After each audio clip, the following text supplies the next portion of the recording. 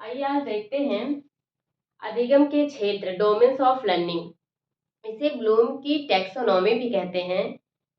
Bloom की taxonomy इसलिए कहते हैं क्योंकि ब्लूम ने ही इसे दिया था। ब्लूम अमेरिका के मनोवैज्ञानिक थे। उनके सहयोगियों द्वारा और ब्लूम के द्वारा इस टैक्सोनॉमी को क्या किया, प्रतिपादित किया गया। और उन्होंने यह बताना चाहा इस टैक्सोनॉमी के माध्यम से कि बच्चों में, बालकों में शिक्षण कार्य के फलस्वरूप किन पक्षों का विकास होना चाहिए। ठीक है, तो उसे उन्होंने समझाने के लिए इस टैक्सोनॉमी को दिया, जिसमें 3 पक्ष हैं। कितने पक्ष हैं? जिसमें 3 पक्ष हैं। इसे किस नाम से जाना जाता है? Bloom taxonomy.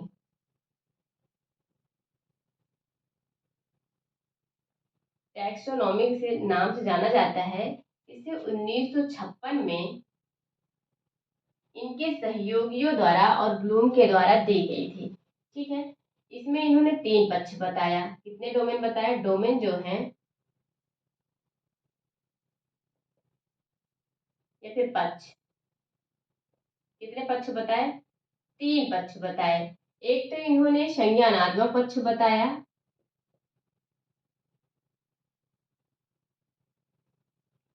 संज्ञानात्मक पक्ष।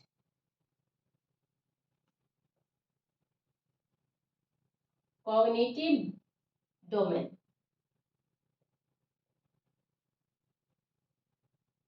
दूसरा इन्होंने अफेक्टिव डोमेन बताया, अर्थात भावात्मक, भावात्मक पक्ष, अफेक्टिव डोमेन।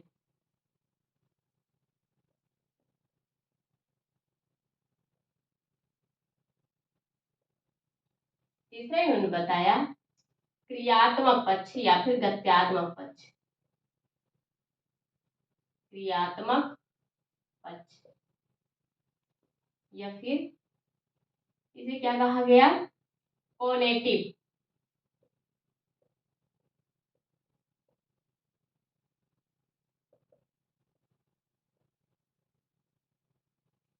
इन तीनों पक्षों के माध्यम से ब्लूम ने यह बताना चाहा कि बच्चों में शिक्षण कार्य के फलस्वरूप इन पक्षों का विकास हो जाना चाहिए।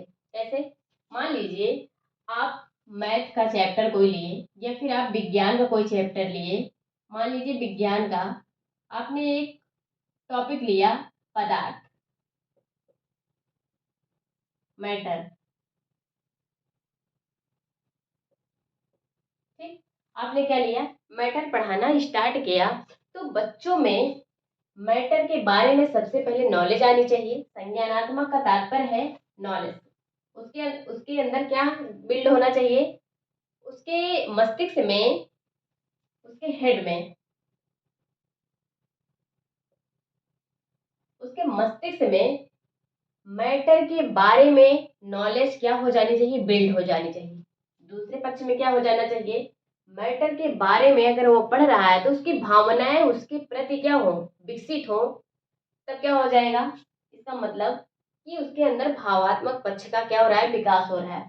और तीसरा पक्ष जो है, मैटर के बारे में बच्चा यह समझ पाए कि मैटर किस प्रकार से बना हुआ है, मैटर के बारे में क्रिएटिव बातें कर पाए।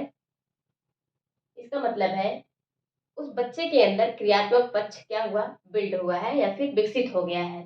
तो इन तीनों पक्षों के विकास के लिए ब्लूम ने हायरार्की के माध्यम से इन पक्षों को क्या किया है? स्पष्ट किया है। इसका संबंध इन्होंने क्या बताया कि हेड से है। बच्चे के मस्तिष्क में जो भी पढ़ाया जाए उसके मस्तिष्क में नॉलेज क्या हो जाए? बिल्ड हो जाए, जो भी ज्ञान है। संज्ञानात्मक का मतलब है उसके संज्ञान में, उसके मस्तिष्क में क्या हो जाए? उस टॉपिक के बारे में, जिस टॉपिक को आपने पढ़ाया उसके बारे में उसको क्या हो जाए? जानकारी हो जाए। दूसरी बात क्या है?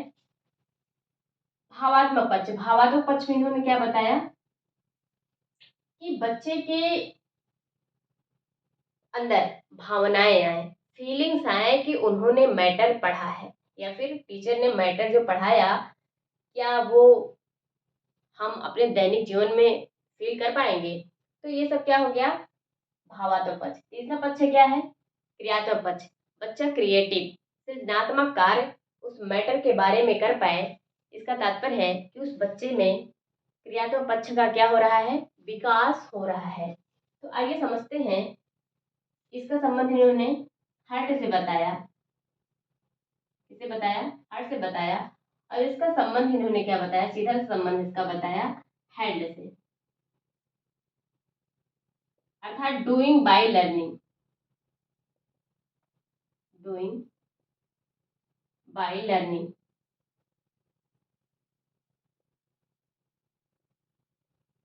तो इन तीनों पक्षों के विकास के लिए ब्लूम ने टैक्सोनॉमी दिया। तो आइए तीनों को एक एक करके समझते हैं।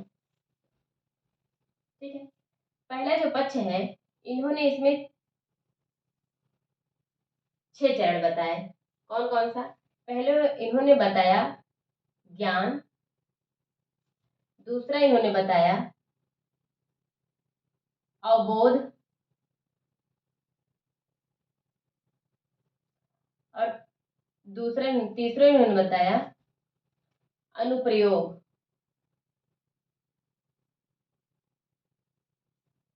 चौथा इन्होंने बताया विश्लेषण, और पांचवा इन्होंने संश्लेषण बताया, संश्लेषण। और छठवां इन्होंने मूल्यांकन बताया। छठवां चरण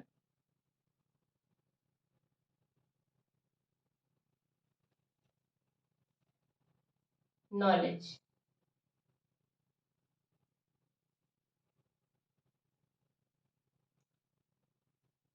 कॉम्प्रिहेंसिव,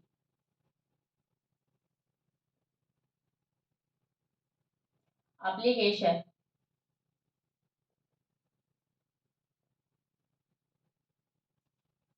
एनालिसिस,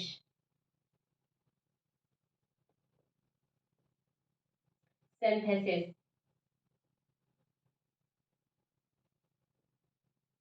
इवैल्यूएशन।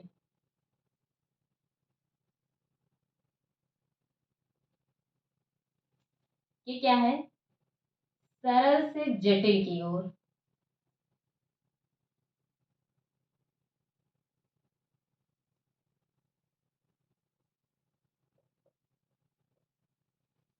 ये क्या है? संज्ञानात्मक पक्ष।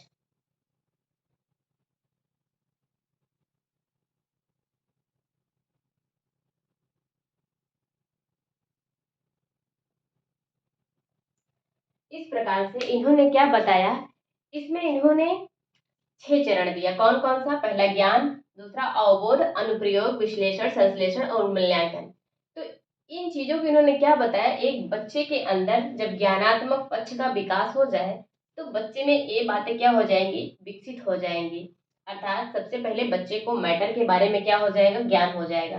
दूसरी बात या दूसरा चरण जो आएगा, वो बच्चा क्या कर पाएगा, उसको समझ पाएगा। कम्प्रहेंसिव का मतलब क्या है, बच्चा क्या कर पाएगा, उसको समझ पाएगा। तीसरी बात, उसका प्रयोग अपने दैनिक जीवन में समझ पाएगा कि ये पदार्थ ही है या फिर जो भी मार्कर है, पेन है, पेंसिल है, सब क्या है, एक प्रकार का मैटर है। अपने दैनिक जीवन में उन प्रयोगों को देख पाएगा। तीसरी बात क्या कर पाएगा, विश्लेषण, अर्थात उसका एनालिसिस करेगा, तोड़ तोड़ कर उनको देखेगा कि अच्छा ये किन किन चीजों से मिलकर बना हुआ है मैटर।